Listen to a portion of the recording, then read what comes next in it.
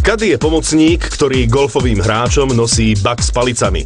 Zvyčajne veľmi dobre pozná ihrisko a vie hráčovi aj poradiť. Skrátka, dobrý a užitočný spoločník. Keď prišiel na trh prvý Volkswagen Caddy, písal sa rok 1979 a bol to malý pick-up postavený na báze prvej generácie Golfa.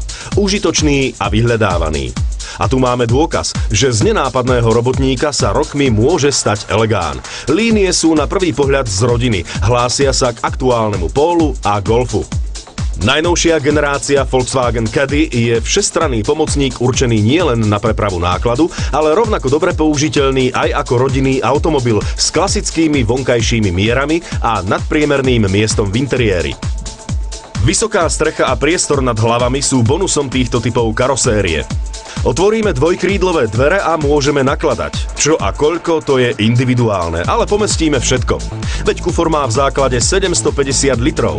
Ak by to nestačilo, zadný rad sedadiel sa dá sklopiť, alebo celkom vybrať. Manipulácia s ním je jednoduchá. A keď si len potrebujete odložiť vzadu tašku, hrubé plato ani netreba odklápať. Posuvné bočné dvere oceníte najmä na úzkých parkovacích miestach pri obchodných centrách.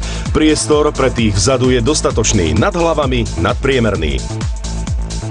Silné koncernové zázemie je cítiť aj pri skúmaní interiéru. Všetky ovládacie prvky poznáte, všetky sú presne tam, kde by ste ich intuitívne hľadali v každom Volkswagene či Škodovke. Dobre zapracované, z kvalitných materiálov a implantované technické prvky svedčia o tom, že Caddy nie je obyčajný robotník, dokáže ponúknuť primerané pohodlie. Dobrým pocitom na palube istotne prispieva klimatizácia a kvalitná audiosústava.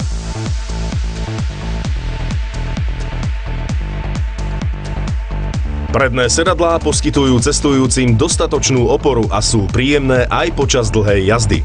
Priestor to je hodnota, ktorú sme už spomínali viackrát. Tak v kabíne ho je dostatok aj s rozličnými odkladacími priečinkami. Dobre poslúži polica nad predným oknom, ale rovnako poteší aj klimatizovaná schránka pred spolujazdcom. V nej sa skrývajú aj zásuvky na pripojenie externých zvukových nosičov.